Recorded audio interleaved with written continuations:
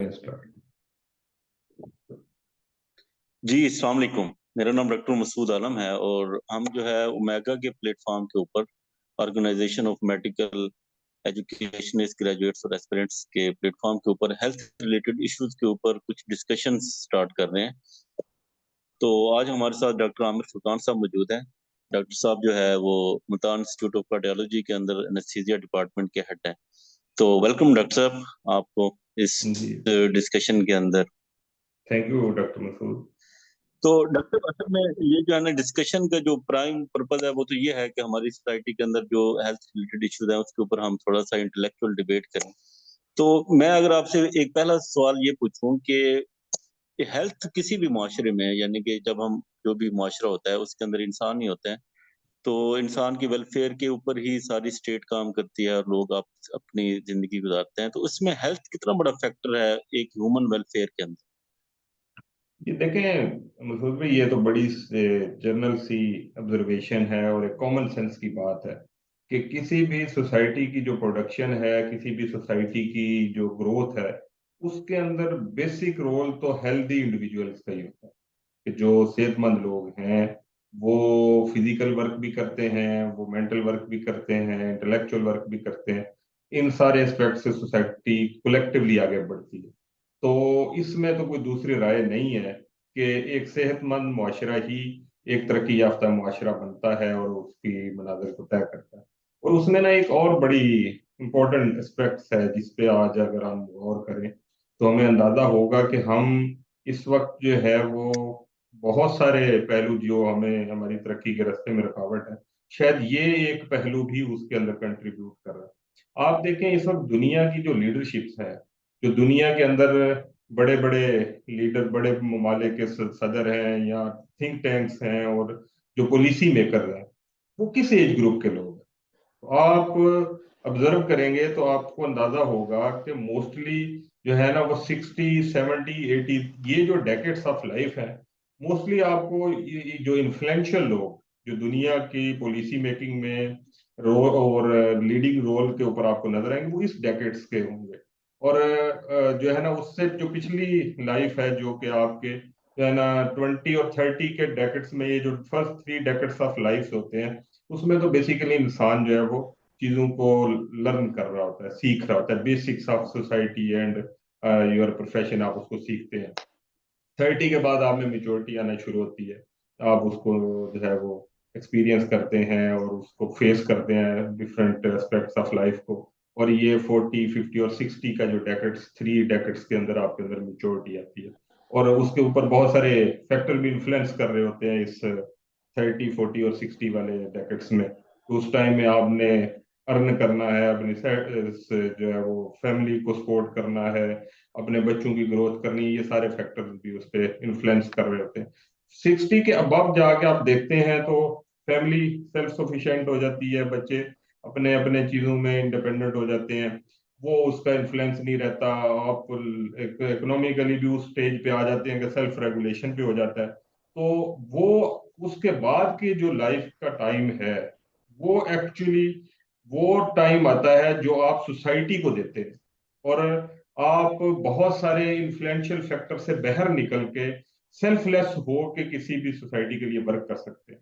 अब हमारा डिलेमा ये है कि अगर हम अपनी एवरेज लाइफ देखें तो वो 60 to 65 के बीच में फ्लैक्चुएट कर रही है। तो उसका मतलब ये मुझे समझ में आता है एज ए हेल्थ प्रोवाइडर कि उसका मतलब ये है कि एक बंदा जो है वो जब 45 से 50 साल की उम्र का होता है तो वो बीमारियों के प्रोसेस से गुजरना शुरू हो जाता है।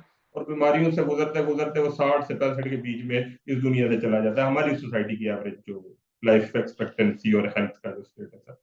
तो अब वो बंदा जिसको पिछले 2 3 डेकेड्स के अंदर अपनी फील्ड में एक्सपीरियंस था और अब वो इस स्टेज पे आ रहा था कि वो सोसाइटी को जो है वो अपना एक्सपीरियंस की बेस के ऊपर सर्व कर सके, वो इस दुनिया से चला जाता है।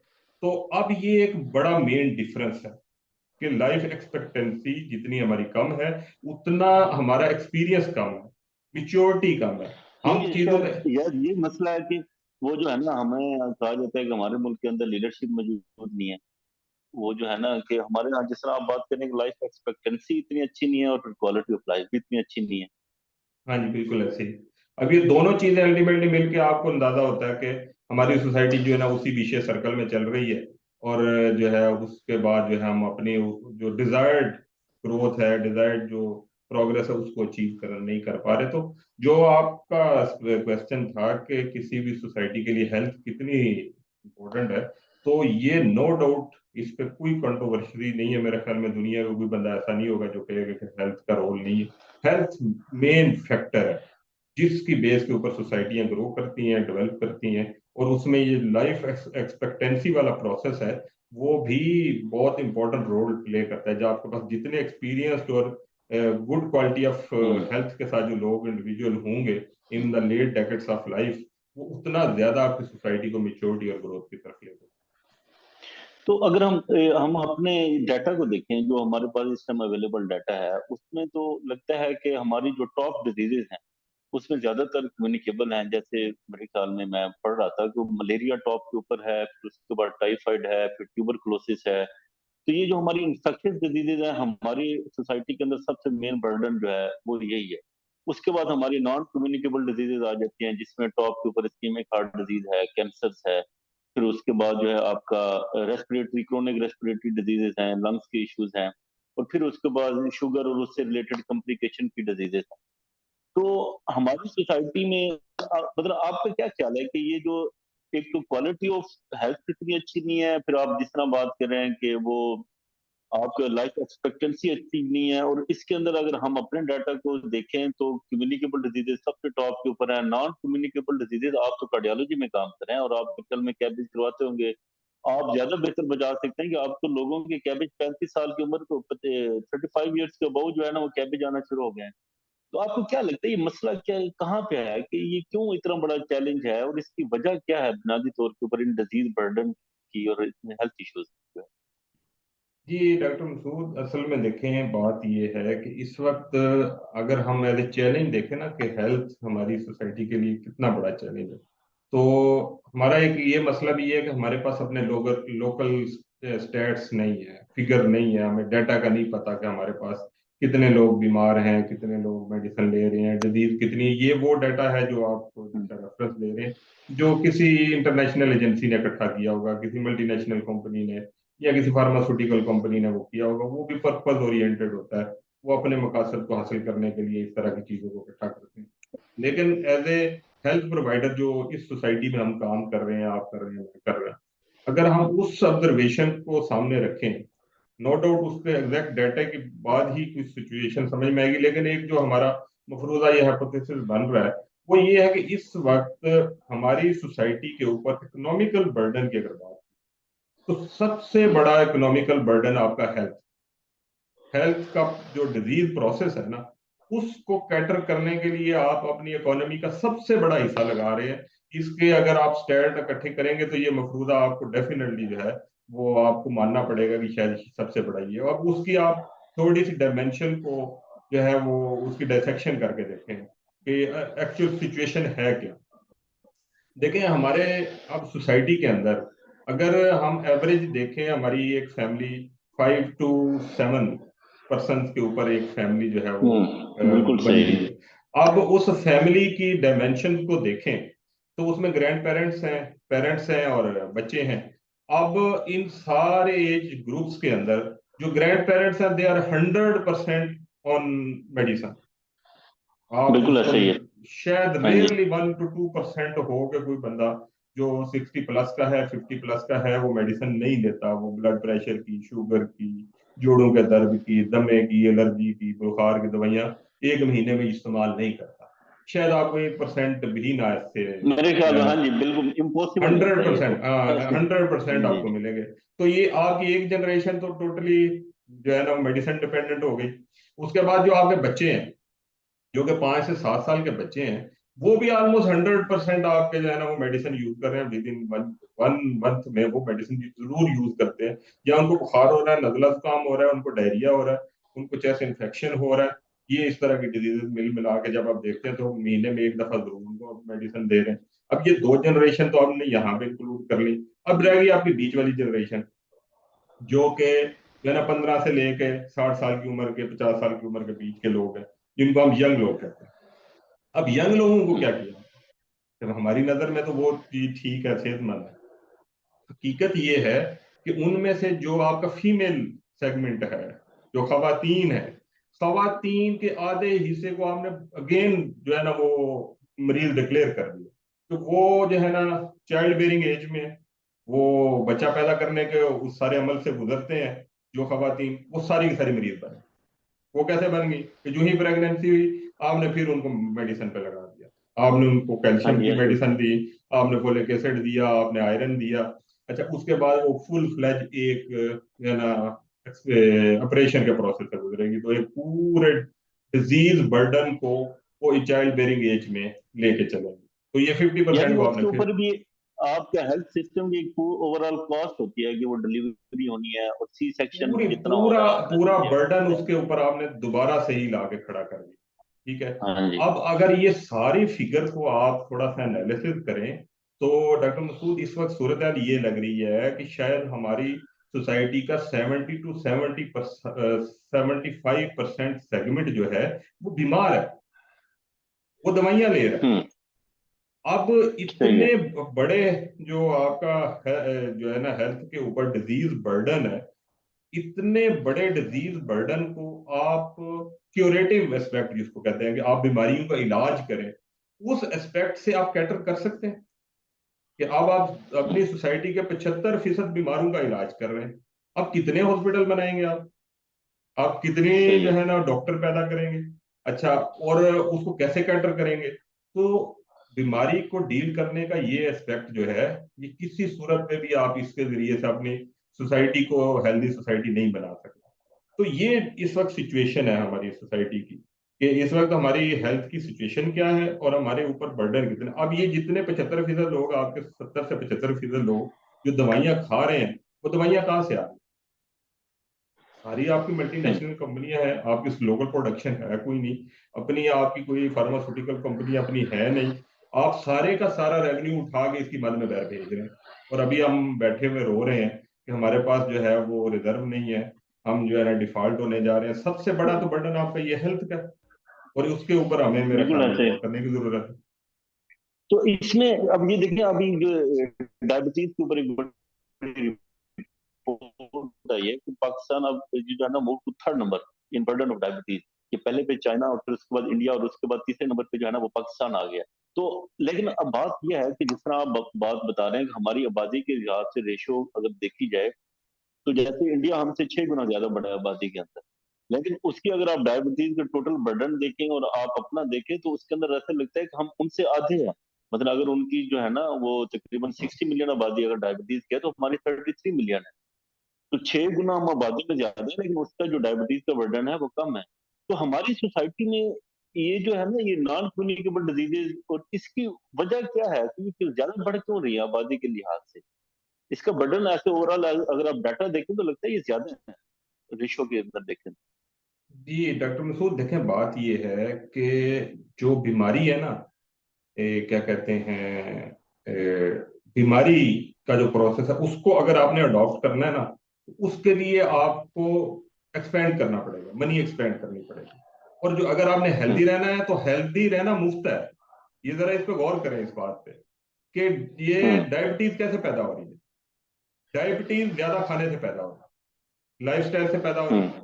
जंक फूड, सही। कोल्ड ड्रिंक्स, चीनी, आपकी रिफाइंड शुगर, सही। उसको कंज्यूम आप कर रहे हैं। हम काम नहीं करते, सेडेंट्री हमारा हम्म। लाइफस्टाइल है। ये सारी की सारी चीजों पे हम पैसा लगाते हैं। अब सेडेंट्री लाइफस्टाइल बनाने के लिए मैं क्या करूंगा, कभी मैं घर में मुलाजिम रखूंगा, सही है। मैं गाड़ी लूंगा या मोटरसाइकिल लूंगा सही है।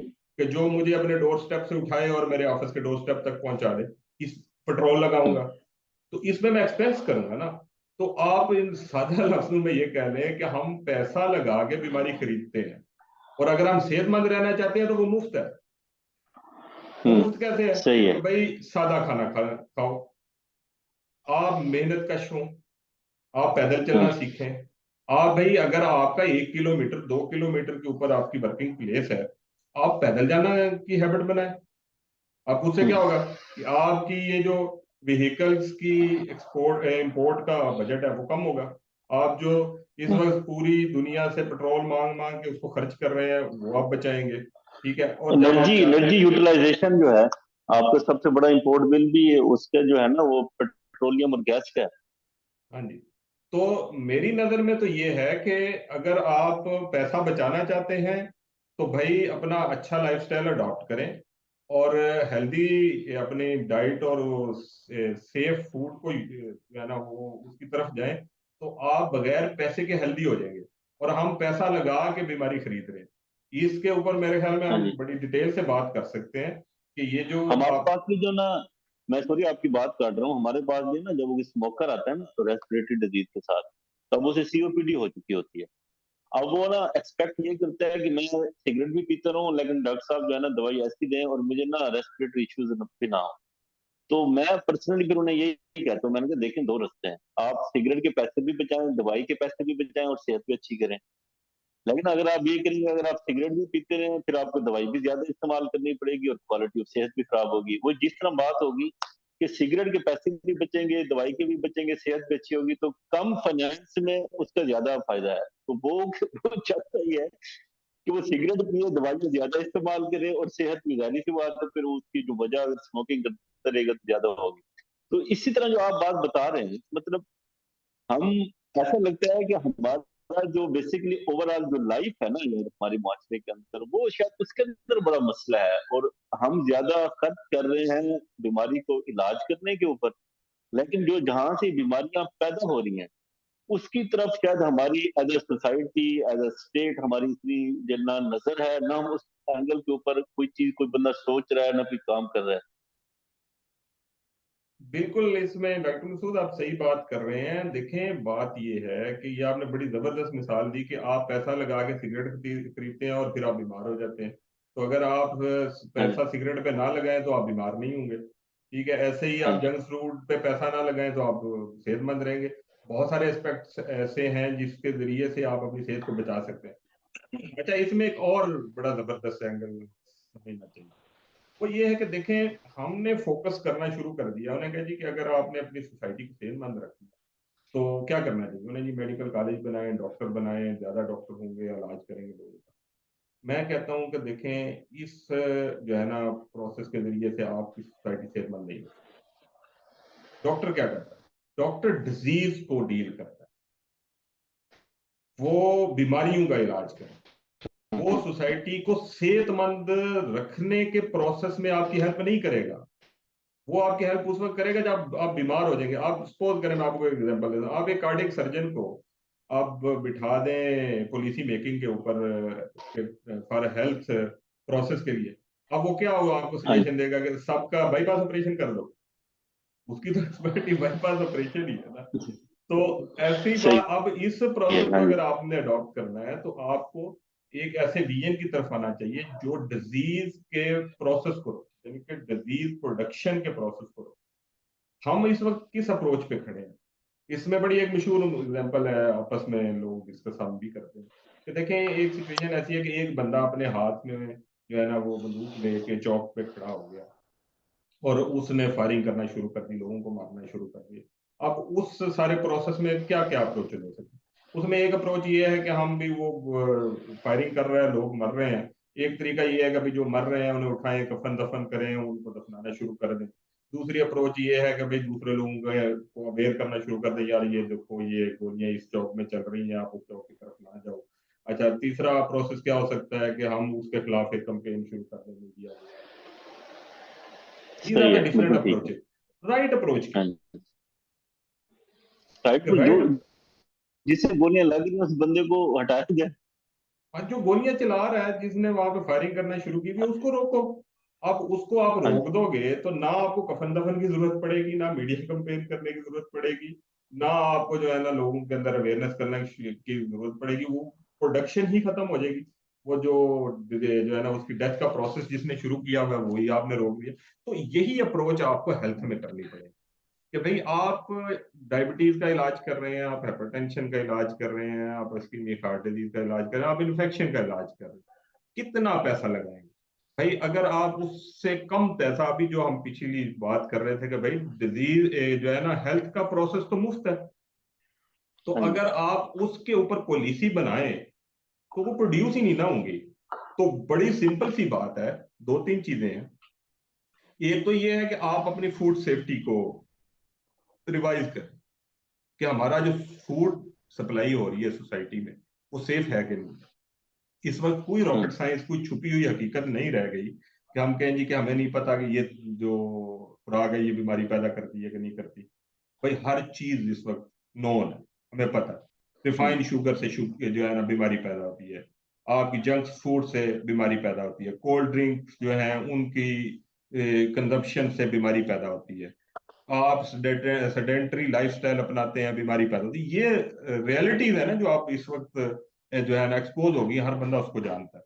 तो अब उन सारी चीजों के ऊपर पॉलिसी मेकिंग की जरूरत है भाईजान। अगर रिफाइन शुगर से बीमारी पैदा होती है तो आपने शुगर मिलों का कारोबार क्यों प्रमोट किया?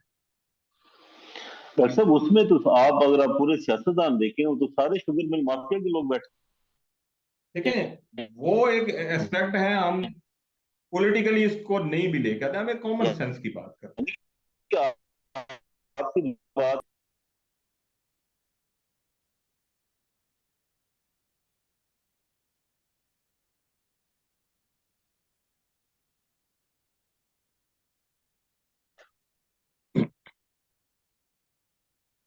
है डॉक्टर साहब, जिस तरह आप बात बता रहे हैं कि हेल्थ का बर्डन जितना ज्यादा है, उसकी वजह जो है ना, वो ऐसा लगता है कि हमारी लाइफस्टाइल के अंदर है, हमारी फूड के अंदर है, और इन्वायरमेंट बहुत बड़ा इश्यूज है। तो जैसे देखें, हमारे जो एयर क्वालिटी इंडेक्स है, आपका एक्सपोजर है डिफरेंट, वो सारी चीजें हैं, फिर आपकी लाइफस्टाइल है।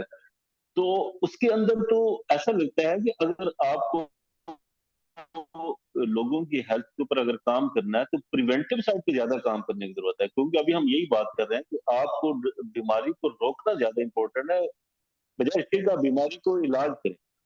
तो रोकने के लिए तो एक पॉलिसी होनी चाहिए ना हेल्थ की, जो एक स्टेट बनाती है, फिर उसके सारे जो ऑर्गन्स हैं, उसके जो इंस्टीट्यूशन हैं, वो एक होलिस्टिक अप्रोच के साथ बैठ के, जिसमें उसका फूड डिपार्टमेंट है, उसका एजुकेशन डिपार्टमेंट है, उसका मीडिया डिपार्टमेंट है, उसकी वो कानून साजी है, कौन किन चीजों को सोसाइटी में आने देगी, किन को नहीं आने देगी, फिर सारे इंस्टीट्यूशन मिलकर काम करेंगे।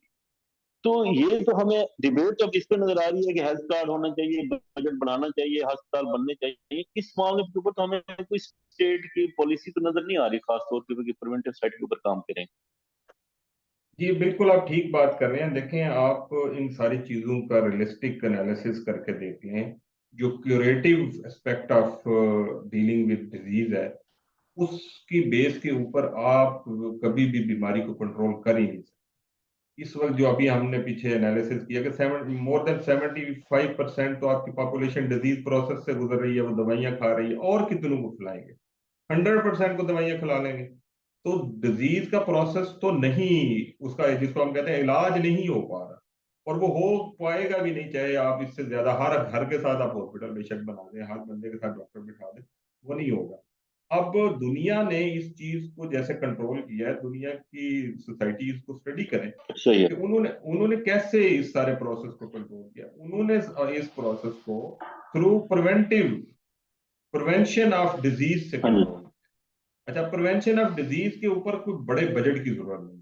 देखें, हॉस्पिटल बनाने के लिए आपको बजट चाहिए, लेकिन अगर आपने ischaemic heart disease, diabetes, hypertension इसको कंट्रोल करना है ना, आपको बजट नहीं चाहिए। उसके लिए क्या चाहिए? उसके लिए आपने अपनी फूड सेफ्टी को इंश्योर करना है। हाँ जी। फूड सेफ्टी के लिए सिंपल सी बात ये कि जो चीजें सेहत के लिए नुकसानदेह है उसको बंद किया जाए सोसाइटी में। कि जो पॉलिसी मेकर होते हैं उनका काम लोगों की सेहत को की हिफाजत करना है। अगर हमारा नुक्ता नजर ये है कि हमने अपनी सेहत की हिफाजत करनी है तो भाईजान रिफाइंड शुगर की फैक्ट्री को बंद करें। अब उसमें ये इस डिबेट से हट के कि वो उसके अंदर की क्या पॉलिटिकल बेनिफिट्स हैं, क्या फाइनेंशियल बेनिफिट्स हैं, किस ग्रुप के हैं, इस डिबेट में पड़े रहेंगे तो फिर आप अपनी सेहत को तो ठीक नहीं कर सकते एज ए नेशन। अच्छा, दूसरी चीज, जो आपकी फास्ट फूड चेन्स है, ये पूरी दुनिया में इस पे एस्टेब्लिश रियलिटी है कि जो है जंक फूड और फास्ट फूड से बीमारी पैदा हो रही है, वो भी बंद कर दें, उसके ऊपर डिसीजन मेकिंग करें, हम्म। आप स्टेप लें। अच्छा, तीसरी चीज कि सेडेंटरी लाइफस्टाइल और पोल्यूशन कहाँ से आ रही है? सेडेंटरी लाइफस्टाइल, आप चले जाएं चेक करने लगा होगा आपका यूरोप और उस साइड पे। आप वहां पे देखते हैं कि आपको ये जिस शक्ल का मोटरसाइकिल पाकिस्तान में मौजूद है, इस शक्ल का मोटरसाइकिल मिला कि भी आपको दुनिया में किसी जगह पे? ऐसा बनता ही नहीं है। हैवी बाइक्स होती है और वो जो है ना बहुत जो है ना वो सीधा सीधा लोग इस्तेमाल करते हैं जिनको स्पोर्ट्स रिलेटेड कुछ उसमें इंटरेस्ट हो, वरना ट्रांसपोर्टेशन के लिए वो जो है ना वो नहीं यूज होता, जो है मोटरसाइकिल यूज नहीं होता। वो अपने 2 4 5 किलोमीटर का सफर जो है या तो वो पैदल कर रहे हैं या वो बाइक जो है ना वो साइकिल यूज कर रहे हैं। अच्छा, उसके बाद हाँ उनकी जी जो ऐसे पब्लिक ट्रांसपोर्टेशन इस तरह की है कि वो अपने घर से निकलते हैं, अपने साइकिल पे वो जाके स्टेशन पे साइकिल को लॉक करते हैं, वो जो है ना मेट्रो पे ट्राम पे जो भी पब्लिक ट्रांसपोर्ट है उसमें बैठते हैं अपने वर्क प्लेस पे। अच्छा, इस पे चले ना, उन्होंने थोड़ा सा अपना लाइफ स्टाइल चेंज किया। अब इससे हुआ क्या? एक तो जो मैं अपने घर से लेके अपने ऑफिस तक गाड़ी यूज कर रहा हूँ या बाइक यूज कर रहा हूँ, उसमें पेट्रोल यूज कर रहा हूँ और उसके ऊपर भी इन्वेस्ट कर रहा हूँ कि आज मोटरसाइकिल आपकी 1 लाख से कम की मोटरसाइकिल नहीं मिलेगी आपको, तो आप वो भी तो इन्वेस्ट कर रहे हैं। और हमारी लोकल प्रोडक्शन तो है ही नहीं, वो भी सारी की सारी हमने जापान से लेनी है या बाहर की कंपनियों से लेनी है, तो वहां पे भी हम पैसा लगा रहे हैं। तो अब इसके ऊपर हमें पॉलिसी मेकिंग करने की जरूरत है और ये सिंपल एक पॉलिसी से बदलेगी। मैं एक बंदे को बैठ के समझाता रहा हूँ कि भाई आप मोटरसाइकिल यूज ना करें, वो कभी भी नहीं मोटरसाइकिल यूज करना छोड़ेगा। जब आप पॉलिसी हाँ जी मेकिंग के लेवल के ऊपर ये डिसीजन ले लेंगे कि हमने भाई मार्केट के अंदर ये चीज देनी ही नहीं है और हमने इस चीज को प्रमोट करना है, आप खुद ब खुद देखेंगे कि लोग उस तरफ आना शुरू हो जाएंगे। इसके जो सिंपल सा एक मैं इसका एग्जांपल देता होता हूँ कि देखें, आप कहते हैं कि जो है ना हेलमेट यूज करें, हेलमेट के बगैर आपके सर पे चोट लगेगी, एक्सीडेंट में तो आपको जो है ना जो है ब्रेन डेथ के चांसेस बढ़ जाते हैं, ब्रेन ट्रॉमा के चांसेस बढ़ जाते हैं। मैं लोगों पे अवेयरनेस सेमिनार कर दूं, मैं लोगों को जो है ना बैठ के 1 to 1 कन्विंस करना शुरू कर दूं, यार आप हेलमेट यूज करो, हेलमेट यूज करो, कितने परसेंट यूज करेंगे? और उसके अगेंस्ट में वो एक हमारे नोटिफिकेशन। यहाँ तो हमारे यहाँ तो ये तभी यूज करते हैं जब जुर्माना हो, वरना तो आप जितना मर्जी देखें, एक कर नोटिफिकेशन कोई जो लॉ इम्पोजिंग अथॉरिटी है वो उसकी तरफ से नाफिज हो और वो हर चौक पे खड़े हुए जो है वो पुलिस जो ट्रैफिक कंट्रोलिंग ऑफिसर है उसके पास वो नोटिफिकेशन हो, जो बगैर हेलमेट के है वो पकड़ के उसको जो है ना उस जुर्माना करता है या उसको बंद कर देता है। तो आप ये देखते हैं अगले दिन जो है मजाल है बगैर हेलमेट के भी बाहर निकले। ठीक है, तो ये होता है पॉलिसी मेकिंग का डिफरेंस कि अब अगर आप लोगों की जो है ना अवेयरनेस देते रहे फूड की, ये एक एस्पेक्ट है ना हाँ कि जी हम फूड अवेयरनेस देंगे। भाई अवेयरनेस आप कैसे देंगे कि आपने सामने जो है ना कोल्ड ड्रिंक रखा हुआ है और आप अवेयरनेस दे रहे हैं पियो, भाई पिएगा वो। तो ये पॉलिसी मेकिंग से कंट्रोल होने वाली चीज है, ऐसे ही लाइफस्टाइल पॉलिसी मेकिंग से कंट्रोल होने वाली चीज है। आज दुनिया में मुझे ये बताएं कोई तरक्की याफ्ता मुल्क जिसमें रात मगरिब के बाद मार्केट्स ओपन होती है? पूरी दुनिया हाँ में जी मार्केट सुबह सूरज निकलते ही वो ओपन होती हैं और जो ही जो है ना सूरज ग्रुप होता है, मगरब का टाइम आता है, वो बंद कर देते हैं। चाइना में लोग यही आगे बताते हैं जी कि आपको जो है वो मगरब सूरज ग्रुप होने के बाद सिर्फ इमरजेंसी सर्विसेज के अलावा कोई मार्केट, कोई खाने की चीज, कोई शॉपिंग की चीज ओपन नहीं हुई।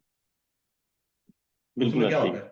उसमें होता क्या है कि अब भाई आप शाम को जाएंगे घर अपनी फैमिली के साथ, अपने खाने पीने उन चीजों पे गौर करेंगे, कुछ एक्टिविटी करेंगे, जल्दी सो जाएंगे। सोना, हाँ जी आपका जो स्लीपिंग पैटर्न है वो आपकी हेल्थ के ऊपर बहुत बड़ा प्रॉब्लम। मैं अक्सर कहता हूँ कि 3 चीजें बीमारी पैदा करती हैं, 3 मेन फैक्टर हैं। एक, खाना, खाने की कमी और ज्यादती से आपकी बीमारी पैदा होती है। नींद के पैटर्न से आप जो है ना सही वक्त में नहीं सोते, सही वक्त में नहीं जागते, आपकी उससे बीमारी पैदा होती है। और तीसरा आपका लाइफस्टाइल, कि आप एक्टिविटी करते हैं नहीं करते, आप किस तरह का लाइफस्टाइल है। ये 3 बड़े फैक्टर हैं जो 90% बीमारी पैदा करते हैं और ये तीनों के तीनों फैक्टर कंट्रोलेबल है। इसका ताल्लुक पॉलिसी मेकिंग के साथ है। अब अगर आपने अपनी हेल्थ के स्टेटस को बेहतर करना है तो आपको प्रिवेंट पे जाना पड़ेगा और प्रिवेंटिव के ऊपर आपको इन्हीं एस्पेक्ट्स के ऊपर काम करना पड़ेगा। फूड के लिए जो आपकी सोसाइटी में लोगों के अंदर बीमारी पैदा करने वाली फूड है उसको आपको बंद करना। अगर नहीं करेंगे, हम्म। मसलतों का शिकार रहेंगे, फलानों का इंटरेस्ट है, फलाने का इंटरेस्ट है, आपकी हेल्थ ऐसी चलेगी। दूसरी चीज, लेकिन उसमें डॉक्टर साहब मैं आपकी थोड़ी बात कर रहा हूँ, उसमें तो आपको जो है ना, आपकी स्टेट की विल पावर चाहिए। आपको पता है कि हमारी हेल्थ पॉलिसी क्या है? हमारे यहाँ दो तीन चीजें हुई हैं। एक तो ये है कि हेल्थ जो है ना वो फेडरल सब्जेक्ट से अब एक प्रोविंशियल सब्जेक्ट हो। तो पहली ये है कि जितना भी हेल्थ एक्सपेंडिचर होता है वो सारा प्रोविंस कर, नंबर एक चीज। दूसरा जो है, मुझे तो नहीं समझ आई कि मैं जितना भी पढ़ा हूँ कि हमारी स्टेट की हेल्थ पॉलिसी क्या है। उन्होंने अपने इतनी 240 मिलियन पॉपुलेशन के लिए उन्होंने हेल्थ गोल्स क्या रखे हुए हैं कि उन्होंने कैसे अपनी सोसाइटी के लोगों की हेल्थ इंप्रूव करनी है। उसके लिए आपको एक स्ट्रांग पॉलिसी चाहिए। मेरे इनमें तो नहीं है कि हमारी हेल्थ पॉलिसी हो। ये TB control programme, AIDS control programme, polio eradication control programme, ये तो सारे वो हैं जो आपकी WHO चलाती है या आपके बाहर यूनिसेफ के जो फंडेड प्रोग्राम होते हैं। हमें हमें तो मुझे नहीं लगता कि हमारी जो स्टेट की कोई ऐसी हेल्थ पॉलिसी है जिसमें आप बात कर रहे हो। तो उसके दो एंगल है, एक है प्रिवेंटिव एंगल और एक है क्यूरेटिव एंगल। तो क्रिएटिव एंगल के ऊपर तो बात होती है, एक्सपेंडिचर भी होती है, क्योंकि हॉस्पिटल कोई भी पॉलिटिशियन बनाता है तो नजर आता है। और अगर किसी की, अगर आप पे की बात करें डॉक्टर्स की या पैरामेडिक्स की, तो वो जब कम होती है तो उसके ऊपर भी एक्सपेंड करते हैं या वो खुद डिमांड करते हैं, एक्सपेंडिचर होता है। लेकिन ओवरऑल हेल्थ पॉलिसी तो है नहीं। ये तो ऐसा लगता है कि स्टेट की कोई विलिंग नहीं है फिर इसके ऊपर जो है ना। अगर तो आप 240 मिलियन लोगों के ऊपर प्रिवेंटिव साइड पे काम ही ना करें, ये तो फिर ऐसा लगता है कि ये कुछ तमाशा है, बस दिखाने के लिए कुछ बना दो, कुछ कर दो और पैसे भी ज्यादा खर्च करो और सारी वाह भी लो, लेकिन उसका इम्पैक्ट भी ना हो हेल्थ के ऊपर। ये बिल्कुल आपका जो एनालिसिस है बिल्कुल दुरुस्त है कि हमारी कोई हेल्थ पॉलिसी नहीं है। हमारे पास जितने प्रोग्राम हैं वो एक्सटर्नली ड्रिवन हैं। वो इंटरनेशनल एजेंसीज ने हमें आके कहा जी कि आपके पास पोलियो फैल रहा है, पोलियो रेडिकेशन प्रोग्राम चला दें। हमने नहीं सोचा कि पोलियो हमारा डिजीज बर्डन के अंदर कितना कंट्रीब्यूट कर रहा है, कितना उसकी वजह से हमारे जो है ना इकोनॉमी मुतासर होगी, कितना वहाँ पे इशू आएंगे। हमने नहीं सोचा। हमने बगैर सोचे समझे पिछले जो है ना आई थिंक 1992 से अब तक 30 साल गुजर गए, हम जो है ना इस प्रोग्राम के ऊपर बेतहाशा पैसा उस पे लगाए जा रहे हैं। ना हमने कहीं बैठ कर सोचा जी एक एजेंसी की तरफ से ये बात बहर से आ गई कि आप इस पे काम करें। सेम आप ये पोलियो, उसके बाद जितनी वैक्सीनेशन प्रोग्राम है, जिनको इस वक्त अगर मैं पूछूं किसी भी जो है ना हेल्थ पॉलिसी मेकर से कि आप प्रिवेंशन ऑफ डिजीज में किस एस्पेक्ट में काम कर रहे हैं, तो वो कहेंगे जी कि हम जो है ना ये प्रिवेंशन ऑफ डिजीज में वैक्सीनेशन प्रोग्राम चला रहे हैं। इससे ज्यादा तो प्रिवेंशन की कोई बात नहीं। अब वो वैक्सीनेशन प्रोसेस का भी एनालिसिस कर लें कि जिन डिजीजेस के लिए आप वैक्सीनेशन कर रहे हैं वो अब आपका कितना डिजीज बर्डन प्रोड्यूस कर रहे हैं, और हम्म। उसके अगेंस्ट जो एक्चुअल डिजीज बर्डन है वो आपका किन डिजीजेस से आ रहा है और उसको हमने कैसे कैटर करें। तो ये बिल्कुल एग्जैक्टली आपने सही बात की कि as such, as a nation और एज जो है ना एज ए प्रिवेंशन, अगर प्रिवेंशन लेवल पे हेल्थ आ गई है तो शायद हमारा कोई क्लियर कट पॉलिसी नहीं है। हमें समझ नहीं आ रही कि हमने डिजीज को कैसे रोकना है। अब ये सारी चीजें पॉलिटिकली ड्रिवन, उसके बाद क्रेडिट गेम की ऊपर चल रही हैं। ये बड़ा जबरदस्त स्टंट होता है कि एक हॉस्पिटल बना दिया, उसकी इनॉग्रेशन कर दी, वो विजिबल है, उसको आप सेल आउट कर सकते हम्म। हैं। उसकी बेस के ऊपर आप लोगों के अंदर अपने दावे और दावे की तकमील के दावे कर सकते हैं कि हम मैंने ये कर दिया। ठीक है, एक्चुअली उसका कोई इम्पैक्ट नहीं। आप देखें एक सिंपल सा एनालिसिस है कि ये जो है ना तकरीबन आज से 15 साल पहले पंजाब के अंदर आप चले जाए 2000 जो है ना 4-5 में ये बना कार्डियोलॉजी इंस्टीट्यूट मुल्तान। उससे पहले एक हमारे पास कार्डियोलॉजी हॉस्पिटल था पूरे पंजाब में, पंजाब इंस्टीट्यूट ऑफ कार्डियोलॉजी। उस वक्त आपका जो हार्ट की डिजीजेस का बर्डन था, और आज इस वक्त आपके पास कमोबेश जो है ना 8 से 10 कार्डियोलॉजी के स्पेसिफिक हॉस्पिटल हैं जो मुख्तलिफ शहरों में काम कर रहे हैं, और प्राइवेट सेक्टर में इससे कई 3 गुना 4 गुना ज्यादा हॉस्पिटल काम। आपका डिजीज बर्डन कम हुआ। ये तो तो बढ़ रहा अगर है। मुझे बढ़ तो रहा है। लगता है आप खुद देखें कि ये तो एक मिसाल ऐसे है कि हम जो है ना, हमारे घर के करीब कोई जो है ना, गांव के करीब कोई नहर और उसका बंद टूट जाए और हम जो है ना अपने घर के इर्द गिर्द जो है ना सिर्फ बंद बांधते जाए और मेन फ्लक्स को रोके ना। अब मुझे ये बताएं कि अगर ये रियासत, पहले पूरे साउथ पंजाब के अंदर एक कार्डियक हॉस्पिटल था जिसमें अब आप काम करें, मुल्तान इंस्टीट्यूट ऑफ कार्डियोलॉजी। अब फ्यूचर के अंदर जो है ना अब भावलपुर के अंदर बन गया है और अब डीजी खान के अंदर भी बनने लगा है। मैं आपको ये कहता हूँ कि अगर ये हर डिस्ट्रिक्ट के अंदर भी कार्डियक हॉस्पिटल खोलते हैं, डिस्ट्रिक्ट लेवल के ऊपर कार्डियक सर्जरी आपकी स्पेल्टिंग होना शुरू हो जाए, आप पूरा डाटा उठा के देख लें कि जो डिजीज क्वालिटी है और जो डेथ है ओवरऑल कार्डियोवास्कुलर की डिजीज की वजह से वो फिर भी बढ़ रही होगी। यानी कि आप जितने मर्जी हॉस्पिटल बनाते हैं, जब तक आप जो हम बात कर रहे हैं कि जिस वजह से बीमारी पैदा होनी चाहिए आप किसी लेवल पे ले जाएं कार्डियक सर्जरी को, तो आप इसकी वजह से जो परसेंटेज ऑफ डेथ है सोसाइटी में ना वो कम कर सकते हैं, ना इसकी वजह से जो क्वालिटी इफेक्ट हो रही है ना वो कम कर सकते हैं। मसला तो यहाँ पे यही है जो आप बात कर बिल्कुल ऐसे ही है, इस एस्पेक्ट को देखना चाहिए। इवन कि ये हेल्थ कार्ड आने की वजह से आपने ज्यादा इसमें इन्वेस्ट किया इंडोर में और ऑपरेशन में, कि इस पे ऑपरेशन फ्री हो रहे हैं। ऑपरेशन की इतनी बड़ी तादाद बढ़ गई, आप बिलीव ही नहीं कर सकते कि इस जो हेल्थ कार्ड के आने के बाद ऑपरेशन होने की तादाद कितनी ज्यादा इंक्रीज कर। और जो स्टंट है ये, अभी हम लोग आपस में बैठते हैं जब कार्डियोलॉजी और कार्डियक सर्जरी और उससे रिलेटेड लोग, तो हम खुद से परेशान हैं कि यकदम इतनी बड़ी सर्ज आ गई कि बंदों की जो है ना, आप एंजियोग्राफियां कर रहे हैं, स्टंट डाल रहे हैं, और बाईपास सर्जरी की इतनी लंबी लिस्ट, पहले कार्डियोलॉजी हॉस्पिटल जो एक सरकारी हॉस्पिटल था उसमें एक लंबी लिस्ट होती थी। आज आपके एक एक शहर के अंदर, जहाँ पे एक एक पहले सरकारी हॉस्पिटल था उसके साथ पांच पांच जगहों पे प्राइवेट जो है वो कार्डियक सर्जरियां शुरू हो गई, लिस्ट वहां पे भी खत्म नहीं हो रही। तो अब आप क्या करेंगे? आप हर बंदे को स्टंट डालेंगे, आप हर बंदे का बाईपास ऑपरेशन करेंगे, आप हर बंदे की जो है ना जो है वो पित्ते का ऑपरेशन करेंगे? भाई ये मामला तो 100% के करने के बाद भी नहीं रुकेगा। अब होता क्या है कि जिस बंदे का आप बाईपास ऑपरेशन कर देते हैं, क्या वो एक प्रोडक्टिव लाइफ पे आ जाता है आपकी सोसाइटी में? वो तो पूरी जिंदगी जो बाकी बचती है वो एक डिजीज बर्डन के तौर के ऊपर आपकी सोसाइटी में वो मुकम्मल एक बोझ बन जाता है, जो डेली जो है 7-8 दवाइयां कंज्यूम करता है। तो ये प्रिवेंशन के एस्पेक्ट पे जाए बगैर आप इस जो चैलेंज को कभी भी टैकल नहीं कर सकते।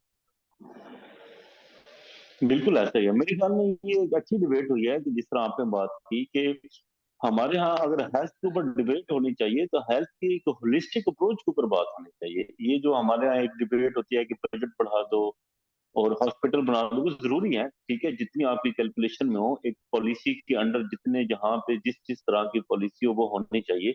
लेकिन इस तरह तो नहीं हो सकता कि आप पूरी डिबेट में के अंदर से ही सिर्फ हॉस्पिटल बनाने और क्यूरेटिव के ऊपर ही सारी बातचीत करें। हमें तो अपनी सोसाइटी के अंदर प्रिवेंटिव की, ओवरऑल सोसाइटी की, पब्लिक की बात कर रहे हैं या हमारी डॉक्टर कम्युनिटी की बात कर रहे हैं, प्रिवेंटिव की तो कोई इस तरह की डिबेट ही नहीं समझ आती कि इस सोसाइटी की ओवरऑल हेल्थ कैसे इंप्रूव होगी।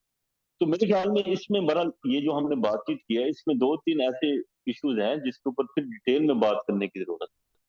कि आप ये देखें कि हमारे यहाँ अभी ये जो एक बड़ा इश्यूज है कि हमारे यहाँ मेडिकल एजुकेशन की क्या सूरत हाल है। हमारे यहाँ आपने कहा हमारे पास डाटा नहीं है, हमारे पास कोई नेशनल लेवल के ऊपर हमारी कोई रजिस्ट्री नहीं है।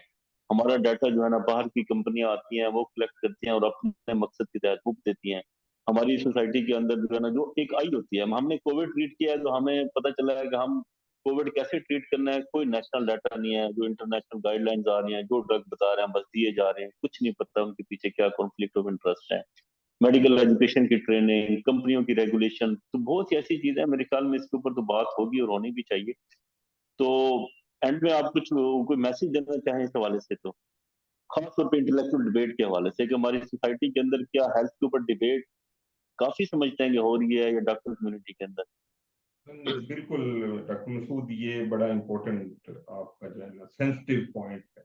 इस वक्त हमारी जो हेल्थ इंटेलिजेंसिया, मैं अगर कह दूं तो गलत नहीं होगा, कि जो आपके हेल्थ के इंटेलेक्चुअल हैं, जो हेल्थ से रिलेटेड हैं, उनको इस डिबेट की तरफ आना, और डॉक्टर्स को आना पड़ेगा, पॉलिसी मेकर्स को आना पड़ेगा, कि इस वक्त हमारा डिजीज का बर्डन किस किस एंगल में है, कौन कौन सी डिजीजेज हमें ज्यादा मुतासर कर रही हैं, और सबसे ज्यादा काम हमें जो है ना वो प्रिवेंटिव हेल्थ पे करना पड़ेगा। उसमें हमें अपनी फूड सेफ्टी के ऊपर, लाइफस्टाइल चेंज के ऊपर, और आपका जो है इन्वायरमेंटल इम्प्रूवमेंट और स्लीप पैटर्न, इन चीजों को सेट करने के लिए आपको अपनी प्रिवेंटिव साइड को इनहांस करना पड़ेगा। तो इन चीजों पे जब तक काम नहीं करेंगे, आप जितना दिल करे बजट लगाते रहें, जितने दिल करे अवेयरनेस देते रहे, वो लोगों के पास ऑप्शन नहीं है उसके अलावा। डॉक्टर साहब आपका तो बड़ी अच्छी डिबेट रही आपके साथ। होपफुली हम कोशिश करेंगे कि कुछ टॉपिक्स ऐसे हैं जिसके ऊपर हम फ्यूचर के अंदर भी कोई ऐसे प्लान कर लें कि ये डिबेट जो है ना हम करें। और इसके साथ बाकी जो हमारे हमारे कोलीग्स हैं उनको भी हम इस डिबेट के अंदर शेयर करें, उनको भी अपने साथ मिलाएं और एक ओवरऑल नेशनल डिबेट की तरफ जाएं कि हमारे ओवरऑल हेल्थ अगर सोसाइटी की बेहतर करनी है तो किन किन चीजों के ऊपर हमें ज्यादा डिबेट की जरूरत है, पॉलिसी मेकिंग की जरूरत है और किस एंगल पे ज्यादा काम करने की जरूरत है।